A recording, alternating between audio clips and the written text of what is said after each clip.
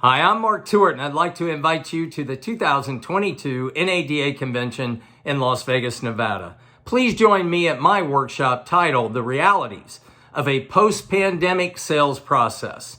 I know the pandemic word is one we would never want to hear again, but it happened, and it changed the landscape of retail sales. It changed what we will do forever. In this workshop, what I want to do is share with you what I have witnessed that worked, what did not work, and what we will have to do, more importantly, going forward post-pandemic. I will also share with you a case study with real-life data and examples of a very progressive dealership and what they did to change their sales processes. More importantly, I'm going to share with you the data of what worked, what didn't work, what the plans are for the future, and what has to be altered with some of the changes that were made. I know that the buyer's psychology and the buyer's behavior has dramatically changed.